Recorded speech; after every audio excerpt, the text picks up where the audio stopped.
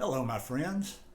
Coming to you on a beautiful Saturday morning here in South Alabama. Woke up to some really nice fall-like temperatures this morning. Have for the last few days. It was actually a little warmer today. I think it was about 51, but just perfect for football weather, which is basically what I do on Saturdays is watch college football. But anyhow, it's not what we're talking about today. Today I'm here to talk about seeing things with childlike wonder, the uncarved block, and you'll understand that word here in a minute because I'm going to share a little something with you.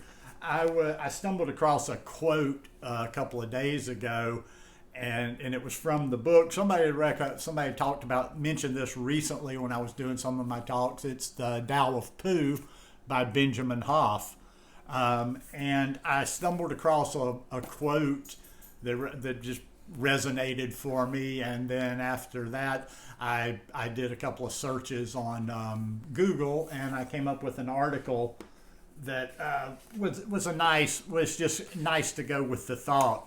So first, let me read you the quote or the passage from the book. And it's just, I don't know, to me it's just really good advice. And the quote is, when you discard arrogance, complexity, and a few other things that get in the way, sooner or later you will discover that simple, childlike, and mysterious secret known to those of the uncarved block. Life is fun. Now let me, sorry. I forgot where I had the article stored. Just one second. Yep, there it is. And the article is just talking about the Tao of Pooh. It's just kind of a little description of the book, really. The Tao of Pooh is about how to stay happy and calm in all circumstances. Benjamin Hoff uses the characters and stories from Winnie the Pooh and the house at Pooh Corner to explain basic concepts of Taoism. He also brilliantly integrates his own brief dialogue with the characters as he segues into explanations of Taoist principles. Tao meaning the way. The basic Taoism that we are concerned with here is simply a particular way of appreciating, learning from, and working with whatever happens in everyday life. From the Taoist point of view, the natural result of this harmonious way of living is happiness. Hoff frequently refers to Lao Tzu, author of the oldest book on Taoism. According to Lao Tzu, the more man interfered with the natural balance produced and governed by universal laws, the further away the harmony retreated into the distance. The more forcing, the more trouble. Think about that a little bit. That one really hits right there. The more man interfered with the natural balance produced and governed by the universal laws, the further away the harmony retreated into the distance. The more forcing, the more trouble. Hoff explains the principle of the uncarved block, meaning things in their natural state.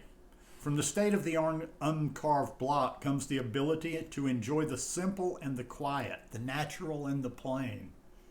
Along with that comes the ability to do things spontaneously and have them work. Odd as that may appear to others at times. When you discard arrogance, complexity, and a few other things that get in the way, sooner or later you will discover that simple, childlike, and mysterious secret known to those of the uncarved block. Life is fun. Pooh sings a song called Cottleston Pie. One of the lines is, a bird can't fly, but a bird can fly. A fly can't bird, but a bird can fly. Hoff interprets this to mean that you shouldn't try to force a square peg in a round hole, as that would ignore the reality that things are as they are. Another line in the sign is, a fish can't whistle and neither can I. Hoff interprets this line as knowing one's limitations. There's nothing wrong with not being able to whistle, especially if you're a fish.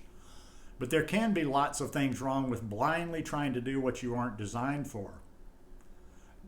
No two people are the same either. Everything has its own inner nature. The first thing we need to do is recognize and trust our own inner nature and not lose sight of it. For within the ugly duckling is the swan.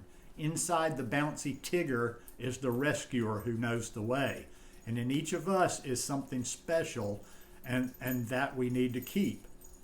This chapter reminds me of a career book such as StrengthsFinder 2.0 and What You're Really Meant to Do, which advise capitalizing on one's strengths and interests rather than pursuing a path of resistance.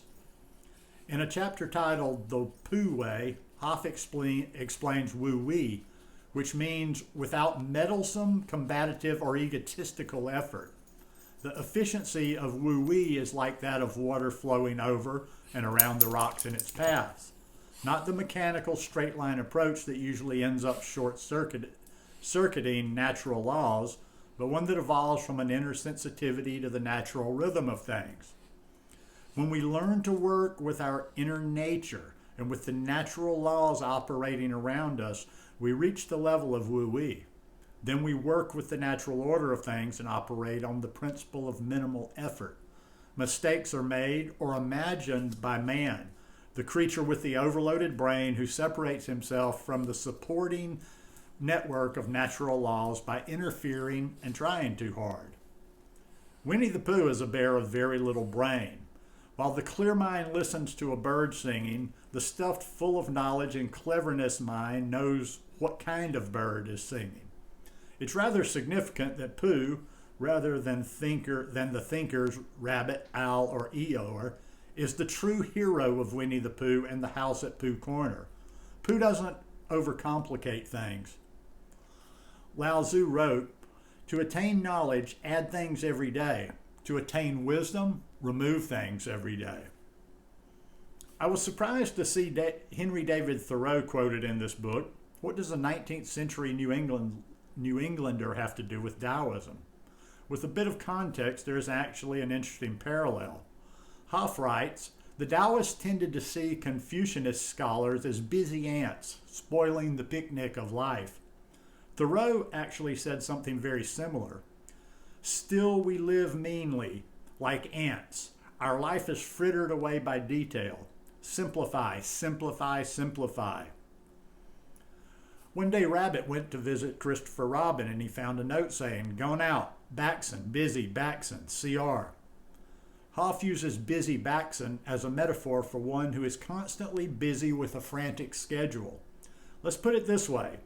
If you want to be healthy, relaxed, and contented, just watch what a busy Backson does and then do the opposite. Practically speaking, if time-saving devices really save time, there would be more time available to us now than ever before in history. But strangely enough, we seem to have less time. The busy Backson has practically no time at all because he's too busy wasting it by trying to save it. Although the book was written in 1982, this seems very relevant in the age of the smartphone. Do you really want to be happy? You can begin by being appreciative of who you are and what you've got. Do you really want to be miserable? You can begin by being discontented. As Lao Tzu wrote, "A tree as big around as you can reach starts with a small seed. A 1,000-mile journey starts with one step. Wisdom, happiness, and courage are not waiting somewhere out beyond sight at the end of a straight line. They're part of a continuous cycle that begins right here. They're not the only thing, but the beginning as well. Within each of us is an owl, a rabbit, an Eeyore, and a Pooh. For too long, we have chosen the way of owl and rabbit. Now, like Eeyore, we complain about the results. But that accomplishes nothing. If we are smart, we will choose the way of Pooh. As if from far away it calls to us with the voice of a child's mind. It may be hard to hear at times, but it is important just the same, because without it, we will never find our way through the forest." Good little read there. And it just the read got a little bit longer than I thought it was, but it just really gets back to the point of the simplicity of life, the simplicity of things. And none really is as good an example as being able to see things with a childlike wonder, actually being almost able to see as if you have the eyes of a child.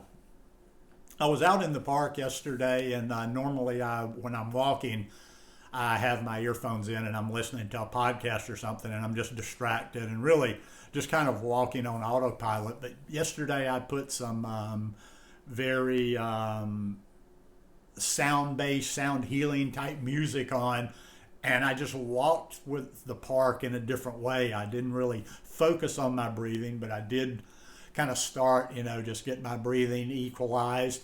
And I just noticed everything, and I tried to erase, how you go in and erase your browser or erase your search history on Google. I tried to erase my mental browser and just see everything around me as if I was seeing it for the first time, or just seeing it through the eyes of a baby or a child. And I tried to just stop, and I noticed details. I noticed how the straw was piling up around a tree. I noticed an anthill over here. I noticed a couple of birds rustling. I just tried to take in every detail of everything and see through those eyes. But anyhow, just thought that would be a little interesting little reading to share with you on a Saturday.